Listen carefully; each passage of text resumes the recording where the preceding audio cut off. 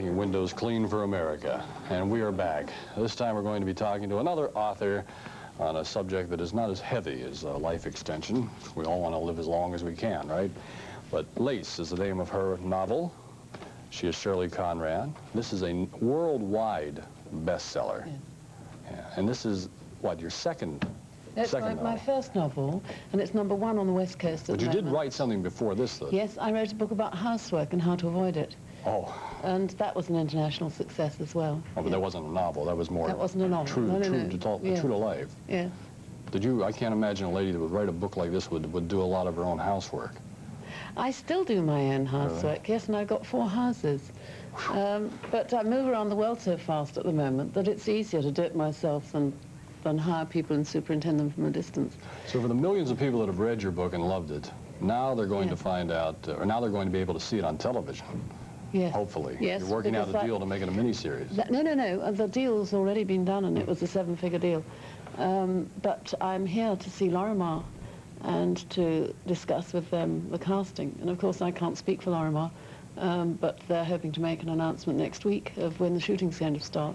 But it's all set, and it is actually going to go into production. It's all set, yes. Will that be on what, the next season, this coming year? Next season, yeah. Now, what is Lace about exactly? Well, it's 600 pages, so I can't really tell you in 2 minutes, but it starts when 4 women in their mid-40s are summoned to New York by a very famous 25-year-old, notoriously temperamental film star called Lily.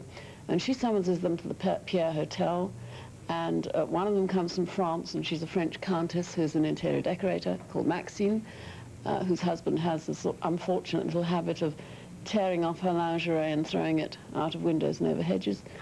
And, what a nasty man. And then there's an English aristocrat called Pagan, who is heavily into fundraising. And then there are 2 Americans. One is Judy, who's lethal lady publisher who's clawed her way up from the bottom, and also Kate, who is, funnily enough, a major bestseller writer from Britain.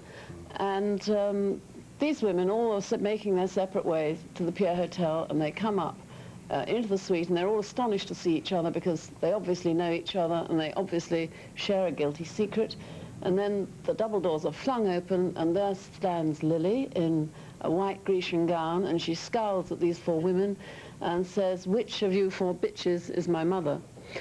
And 600 pages later, you find out. Which we don't want to tell. That's, you know, otherwise we won't sell the book. And in between, we have Arab princes and Greek millionaires and so on. Most people, when you talk to an author that has written a novel, they base the characters in their book on people they've known. Yes. Change them around a little bit. Are these people that you have in your book anybody that you've known in any way? Well, all my friends say, when I ask them what they think of Lace, they just say, "What a memory." Oh. Yes, because I do. The whole bits, chunks of my past comes back almost verbatim. But do you have friends that, I mean, are in the book and know that's them that you're talking about?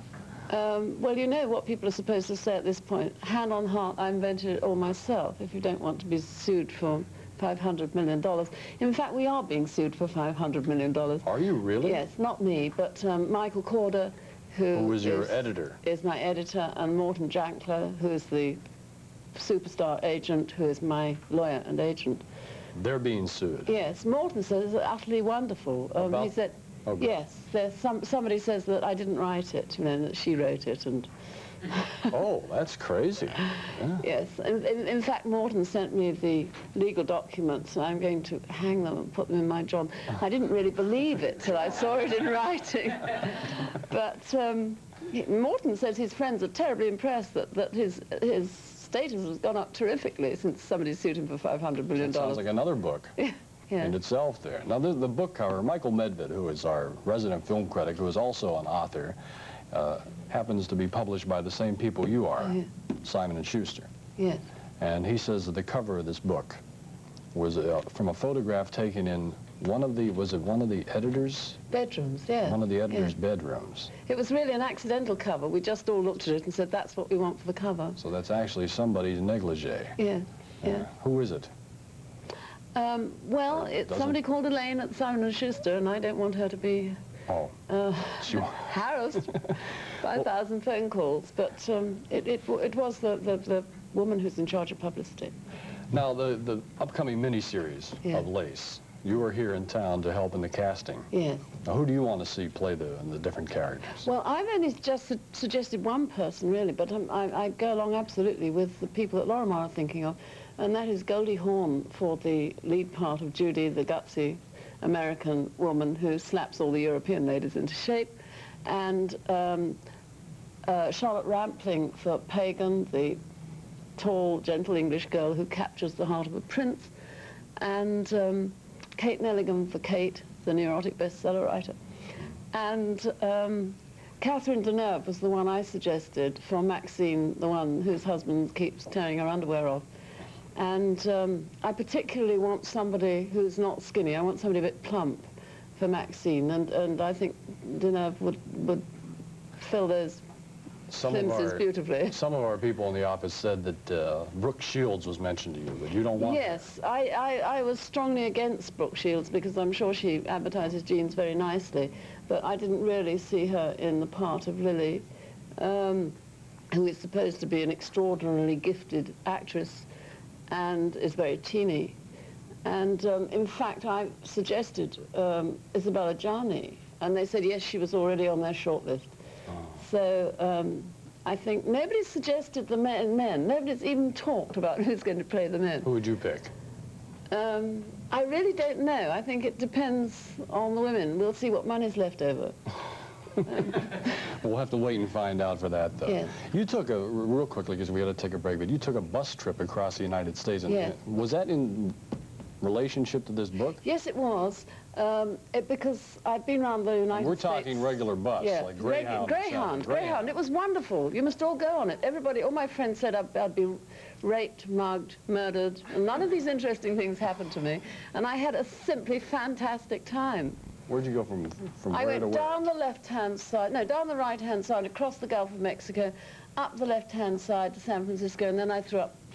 Then I flew up to my mother in Toronto with a suitcase full of dirty underwear. So you enjoy riding a bus that far, then? Well, if you've got an American Express card tapped to your bra, if you know you can always get off and stay in the Ritz, it's lovely. Yeah, that's the way to do it. See? But I really enjoyed it, and I'm looking forward to going again. Yeah. We also understand, I guess you got off the bus at one point at the Grand Canyon, and you were in an evening gown? That's right, yes. And you climbed down the Grand Canyon in an I evening didn't mean gown. to, actually. My luggage had got mislaid at that point, and a dinner party had been given for me in Phoenix the night before, so I was wearing a formal full-length evening gown. And also, I only had $13 on me, because I'd been stupid enough to pack my traveler's checks in my bag. But I only had 2 days, and I thought either I go down it in my evening dress or I don't go down it. So I spent the $13 on a piece of string, and I'm still aggrieved that I was charged 70 cents for a piece of string. I mean, my hips aren't that big. And I bought a pair of sneakers and a pair of socks and hired a backpack. And, what was the string for? To tie my dress up. Oh, okay. I got you. As a belt. Then I pulled the skirt up over the top. Did you bring back any pictures from that? Yes, they did, yes. Because some people going down on a mule photographed me, because I was going down on foot. And in an evening gown? Yes. A common It turned out to be a very, very good way of coming up, because I was able to dip it in the stream and wear my own air-conditioned unit on the way out. Okay. Thank you very much. Shirley Conrad, author of Lace and upcoming books, and don't forget the miniseries soon. Thank you for being with us. Thank you, Bill. Your bus is waiting. Michael Spound from the new series Hotel when we come back.